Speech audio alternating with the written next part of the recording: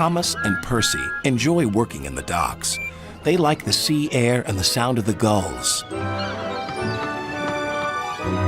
But one day, the friends were feeling hot and bothered. A crane was causing trouble. His name is Cranky, and this was his first day at the docks. "You're useless little bugs," he called from above. "If you put these freight cars on the inside lines, then I wouldn't have so far to travel." "Rubbish," said Thomas. "No crane has ever complained before." "Well, I'm complaining now." And Cranky banged his load down on the quayside. Later, the two engines met Gordon and James and told them about Cranky. "Cranes are airy-fairy things. They need a lot of attention, like me, in fact," said Gordon. "You should see the situation from Cranky's point of view," said James. "He's high up in the air, coping with wind, rain, and baking sun. Then he looks down and sees you two little engines being annoying. No wonder he calls you bugs." When Cranky heard that the big engines agreed with him, he grew bossier still. Come on, push those freight cars closer to me." But Percy was too upset to concentrate and pushed the freight cars too far. Poor Percy. Then Cranky played a trick on Thomas.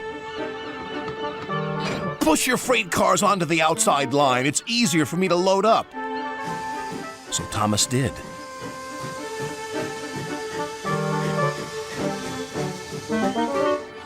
But Cranky left the loads beside the freight cars, not in them. "You must have known my arm can't reach you there," complained Cranky. This mix-up caused confusion and delay. Sir Topham Hatt was most upset. "Thomas and Percy, this new crane has an important job to do. I have heard that you have not been helping him today. You will go to your sheds and consider how you will improve yourselves tomorrow." Now Thomas and Percy were upset too.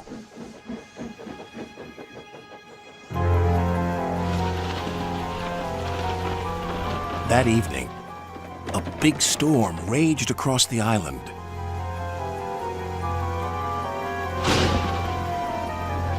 Cranky and the engines were trapped at the docks.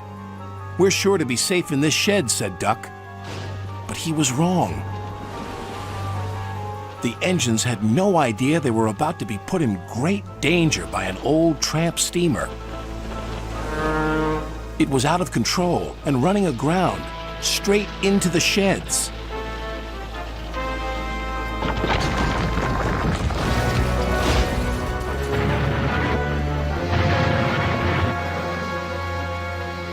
Ah! "Help!" called the engines from inside the shed. "I can't!" called Cranky.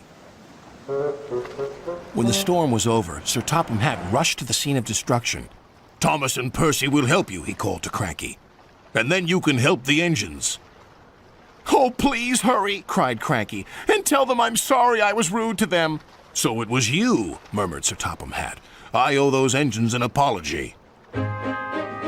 Thomas and Percy soon came to the rescue. And it wasn't too long before Cranky was upright again and clearing the wreckage. At last, all the engines were free. "Oh, thank you," said Gordon. "What would I have done without you?" "Well, I had to be rescued before I could help you. But I never thought it would be by a couple of Cranky was about to say bugs, but he quickly corrected himself. Small engines, thank you. I'll never be rude again. However, you two mites are in my way, so move over." "Pa," said Percy, "he's back to bugging us." "Don't move! You're still attached to Cranky." But it was too late. Cranky still looks down on the two little engines.